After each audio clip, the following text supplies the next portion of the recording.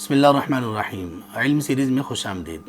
اللہ تعالیٰ کے تعارف اور اللہ پر ایمان کے سلسلے میں آج تیسری بات ہم ڈسکس کریں گے، اور وہ یہ ہے اللہ تعالیٰ کے اسماء و صفات پر ایمان لانا۔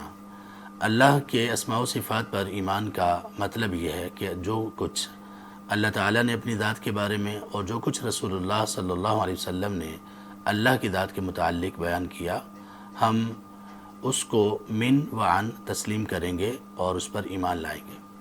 اللہ تعالیٰ نے قرآن کریم میں اپنی بے شمار صفات کا ذکر کیا، بہت سے اسماء کا ذکر کیا۔ اللہ تعالیٰ نے قرآن کریم میں اپنے چہرے، اپنے ہاتھوں کا ذکر کیا۔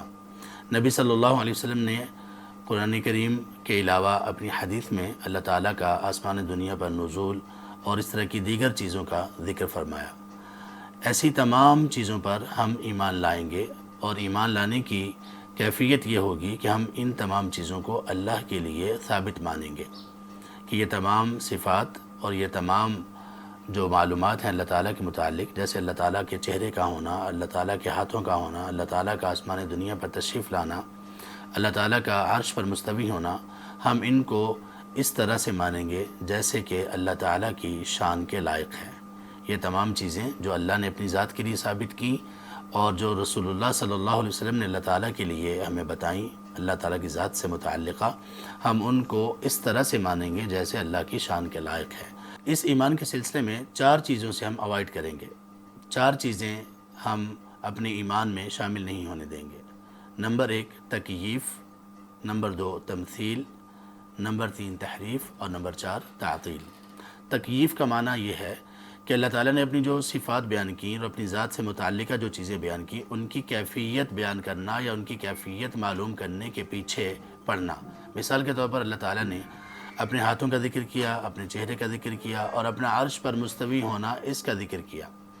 اب کوئی شخص اس بحث میں پڑے کہ اللہ تعالیٰ کے ہاتھ کیسے ہیں، اللہ تبارک و تعالیٰ کے ہاتھوں کی کیفیت اور حیت کیا ہے، اللہ کے چہرے کی حیت اور کیفیت کیا ہے، اللہ عرش پر مستوی ہیں، اس استواء کی کیفیت کیا ہے، ہم یہ تمام باتیں اپنے ایمان میں شامل نہیں ہونے دیں گے، اس لیے کہ یہ اس ایمان کو خراب کرنے والی ہیں، اور وہ اس طرح سے کہ اللہ تعالیٰ نے ان چیزوں کے متعلق ہمیں کچھ نہیں بتایا۔ جب اللہ نے نہیں بتایا اپنی ذات کے متعلق، تو اللہ کی ذات کو اپنی سوچ، فکر اور اپنی بحث اور تمیز کے ساتھ اللہ تعالیٰ کی ذات کا ادراک اور اللہ تعالیٰ کی ذات کے بارے میں معلومات نہیں لی جا سکتی۔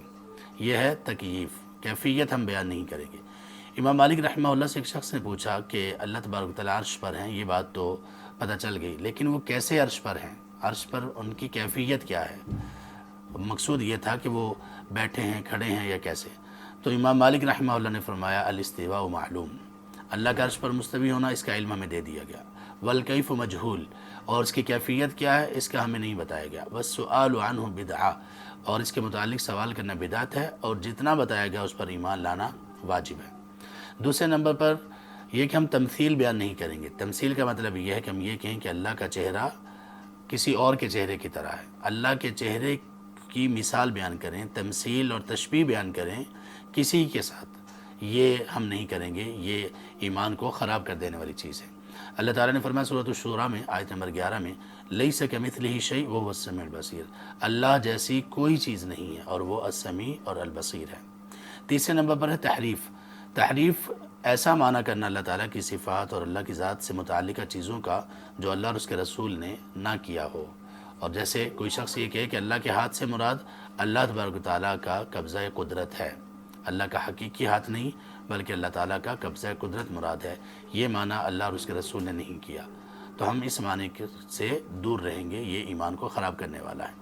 ہاں، اگر ہم یہ تسلیم کریں کہ اللہ تبارک و تعالیٰ کے ہاتھ ہیں جیسے کہ اللہ تعالیٰ نے ہمیں آگاہ کیا، اور وہ ایسے ہیں جیسے اس کی شان کے لائق ہے، وہ مخلوقات میں سے کسی کی مشابہ اور کسی کی مثل نہیں، اور اس کے بعد ہم یہ کہیں کہ اللہ تبارک و تعالیٰ کے حقیقی ہاتھ ہونے کے ساتھ اللہ تبارک و تعالیٰ کے ہاتھوں سے مراد اللہ کی قوت اور غلبہ بھی ہے، تو یہ پھر ٹھیک ہوگا۔ چوتھے نمبر پر تعطیل سے ہم اوائڈ کریں گے اللہ تعالیٰ کی صفات کے سلسلے میں، اور وہ یہ ہے کہ ہم یہ سمجھیں کہ اللہ تعالیٰ نے یہ جو صفات اپنی بیان کی ہیں، یہ چہرہ، یہ ہاتھ اور باقی دیگر صفات، یہ اصل میں کچھ نہیں ہے، صرف الفاظ ہیں اور کچھ بھی نہیں۔ بالکل تعطیل کر دینا، بالکل اللہ تعالیٰ کی صفات کو ختم کر دینا، یہ بھی اس ایمان کو خراب کرنے اور بگاڑنے والی بات ہے۔